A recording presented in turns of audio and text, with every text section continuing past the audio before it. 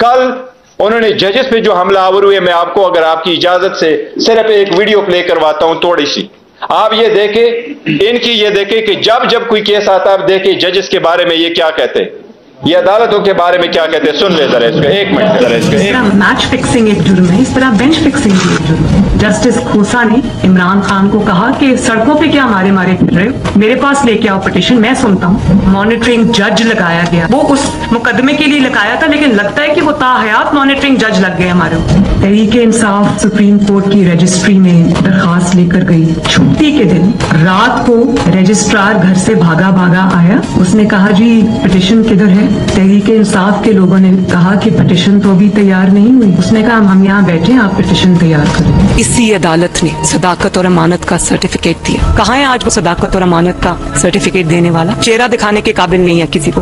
जब बेल का फैसला होने वाला होता था, जेल में उस दिन खबर मिलती थी कि 3 हफ्तों के लिए बेंच डिसॉल्व हो गया, नया बेंच, या कोई जज छुट्टी पे चला गया। जाता नहीं था, भेजा जाता। काजी फाइज ईसा साहब के मामले में माय लॉर्डशिप से ये पूछना चाहती हूँ कि वो आपके ब्रदर जज थे ना, आपने क्या किया? तो जस्टिस अजमत सईद साहब जो है, उनको कौन नहीं जानता कि कितनी उन्होंने नेक नामी कमाई थी, और उन्होंने जिस तरह से पर्सनली ज़ाती तौर पे असरअंदाज होकर उन्होंने JIT बनवाई। उन्होंने व्हाट्सएप कॉल्स की, मुंतखब वज़ीर आज़म के खिलाफ साजिश थी, उसमें वो बहुत बड़ा उसका हिस्सा थे, उसके करता धरता थे। मार्शल लॉ नहीं लगाते तो आपके कमबख्तों ने जुडिशल मार्शल लॉ लगा दिया है कि आज मुल्क जिस इंतशार की लपेट में आया हुआ है, मुल्क ने जो क्राइसिस जन्म लिया है, वो जमान पाक से कम और उमर अता बंदियाल की कुर्सी से ज्यादा जन्म लिया है। साकिब निसार को तो पूरी कौम जानती है, लेकिन आपका साकिब निसार से बड़ा मुजरिम जो छुप के घर में बैठा, उसका नाम है जस्टिस आसिफ सईद खोसा। और मुजाहिर अली नकवी, जिसके खिलाफ गबन का, करप्शन का रेफरेंस गया हुआ है, लेकिन उस पे सांप बन के बैठे। शर्म करो उमर अता बंदियाल, शर्म करो।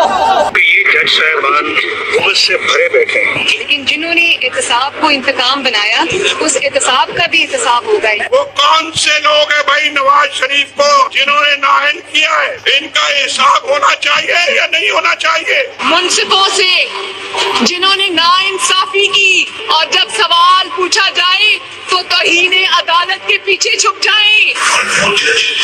हमारे खिलाफ इस तरह के फैसले नहीं, और हम सरे तस्लीम खान कर रहे हैं। नवाज शरीफ इसको चेक नहीं कर। 5 लोगों ने नवाज शरीफ को रुस्वा करके उस दफ्तर से बाहर निकल दिया। हर केस जिसमें इमरान खान का फायदा और नुकसान हो, वो 3 आदमी सुनने के बाद कोई नहीं है पाकिस्तान में।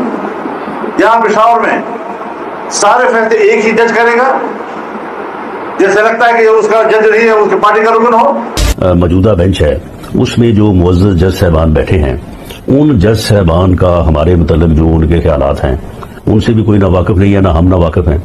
और उसके बाद हर वो केस जिसका फैसला हमारे खिलाफ आना हो, उस बेंच का जो है वो वही हिस्सा होते हैं। जब बेंच बना तब से लेकर आज तक के फैसले तक इंसाफ होता हुआ नजर नहीं आ रहा था। अपने एक शख्स की वजह से आज आइन की तशरीह को में फर्क डाला जा रहा है। अपनी मर्जी से आइन की तशरीह की जा रही है। फुल कोर्ट इसलिए नहीं बनाया गया कि अगर फुल कोर्ट बन जाती तो आज का फैसला मुख्तलिफ होता।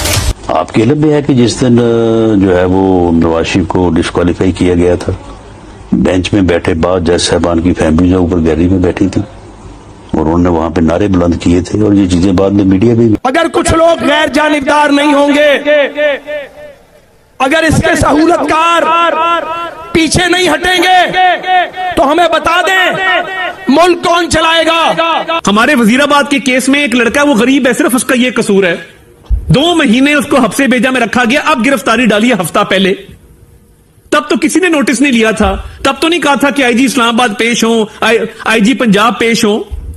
तो अब कौन सी क़यामत आ गई है कि दोनों IG को तलब कर लिया गया। कोर्ट अदारों में बैठे लोग क्या फुल खिला रहे हैं, क्या तमाशा कर रहे हैं, ये है रियासती दहशतगर्दी जिसको छुपाया जा रहा है। तो मैं जो कहता हूँ, मैं एक अवामी नुमाइंदा हूँ, मैंने कहा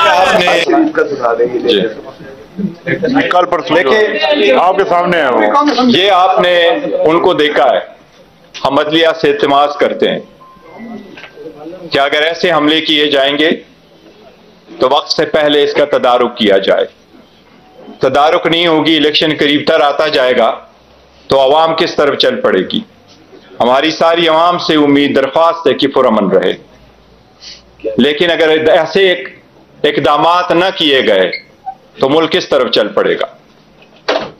क्या तीसरी क़ुव्वतों को आने की इजाज़त दी जा रही है? क्या यह बेहतर नहीं है कि अदलिया इन सब चीज़ों का तदारुक करे? क्या यह बेहतर नहीं है कि अदलिया इस मसले को देखे?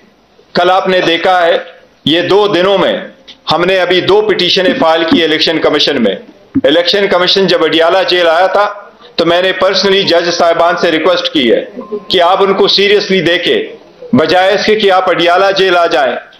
आप इंडियन इलेक्शन कमीशन के पैरवी करते हुए, उनसे उनके तकाबुल करते हुए आप काइंडली ग्राउंड पे रहें। आपके सामने ये पिटीशन हम फाइल कर चुके हैं। ये 80 से ज्यादा केसेस है जो इलेक्शन के नोटिस में हम लेके आ रहे हैं कि लोगों से किस तरीके से नॉमिनेशन फॉर्म छीने गए, या उनके डॉक्यूमेंट्स छीने गए, या उनके प्रपोजर सेकेंडर को उठाया गया, और जिनको नहीं उठाया गया, जिनकी स्क्रूटनी हो गई है, उसकी स्क्रूटनी पे ऑर्डर नहीं हुआ। अगर आप औरतों की नॉमिनेशन फॉर्म से कोई गेम करते हो, ये भी एक रिक्वायरमेंट है 5% होना। हम अदलिया को अभी से बता रहे हैं कि ये एक बड़ी साजिश हो रही है। इतनी बड़ी पार्टी को पॉलिटिकल प्रोसेस से निकालना, ये डेमोक्रेसी को डिरेल करने की साजिश होगी। काइंडली इस पे नजर रखें और इसकी तरह इकदामात करें। जिस तरीके से शाह महमूद कुरैशी साहब को रोका गया, जिस तरीके से उसको डील किया गया, जिस तरीके से उसको रात एक ठंडे कमरे में रखा गया, ये सारे इस पॉलिटिकल पार्टी को और इसकी लीडरशिप पे प्रेशर डाले और टेरराइज कराने के लिए सारी एक साजिश हो रही है। अदलिया से हम हमेशा से दरख्वास्त करते रहे हैं कि काइंडली एक ही तरीका हो सकता है, या आवाम खुद करे या अदलिया करेगी। हमारी अवाम से तो उम्मीद है, दरखास्त है कि वो पुरअमन रहे, लेकिन इनके बुनियादी हक से महरूम ना करे। इनके बुनियादी हक इस प्रोसेस में पार्टिसिपेट होने के लिए अदलिया से दरखास्त है कि इस मसले को देखे। ये बेट का मसला जरूरी है, इस इलेक्शन प्रोसेस में पार्टिसिपेट होना जरूरी है, इस इलेक्शन प्रोसेस का मुकम्मल होना जरूरी है। अगर सुप्रीम कोर्ट ने सुमोटो लिया है और इस बात को वर्सी कर रही है कि इलेक्शन 8 फरवरी हो, तो इसका हर स्टेप उस वक्त तक, जब तक सारा final nomination of the return candidate नहीं हुआ हो, इस सब के लिए लाजिम है कि यह सुप्रीम कोर्ट अपने सुपरविजन में देख ले। आप सबका शुक्रिया। कोसा साहब कुछ कहना चाहेंगे तो इसको कर लो, थोड़ा सा इसको माइक आ जाए। ठीक है, एक मिनट आप छोड़ दो। बिस्मिल्लाहिर्रहमानिर्रहीम। कल उन्होंने जजेस पे जो हमलावर हुए, मैं आपको अगर आपकी इजाजत से सिर्फ एक वीडियो प्ले करवाता हूं थोड़ी सी। आप ये देखें, इनकी ये देखें कि जब जब कोई केस आता है, आप देखें जजेस के बारे में ये क्या कहते हैं, ये अदालतों के बारे में क्या कहते हैं। सुन ले जरा इसका, एक मिनट जरा इसका। इस तरह मैच फिक्सिंग एक जुर्म है, इस तरह बेंच फिक्सिंग भी एक जुर्म है। जस्टिस खोसा ने इमरान खान को कहा कि सड़कों पे क्या मारे मारे फिर रहे हो, मेरे पास लेके आओ पिटीशन, मैं सुनता हूँ। मॉनिटरिंग जज लगाया गया, वो उस मुकदमे के लिए लगाया था, लेकिन लगता है कि वो ताहयात मॉनिटरिंग जज लग गए हमारे ऊपर। तहरीके इंसाफ सुप्रीम कोर्ट की रजिस्ट्री में दरखास्त लेकर गई। छुट्टी के दिन रात को रजिस्ट्रार घर से भागा भागा आया, उसने कहा जी पिटीशन किधर है। तहरीके इंसाफ के लोगों ने कहा कि पिटीशन तो अभी तैयार नहीं हुई। उसने कहा हम यहाँ बैठे हैं, आप पिटीशन तैयार करें। इसी अदालत ने सदाकत और अमानत का सर्टिफिकेट दिया। कहाँ है आज वो सदाकत और अमानत का सर्टिफिकेट देने वाला? चेहरा दिखाने के काबिल नहीं है किसी को। जब बेल का फैसला होने वाला होता था, जेल में उस दिन खबर मिलती थी कि 3 हफ्तों के लिए बेंच डिसॉल्व हो गया, नया बेंच, या कोई जज छुट्टी पे चला गया। जाता नहीं था, भेजा जाता। काजी फाइज ईसा साहब के मामले में माय लॉर्डशिप से ये पूछना चाहती हूँ कि वो आपके ब्रदर जज थे ना, आपने क्या किया?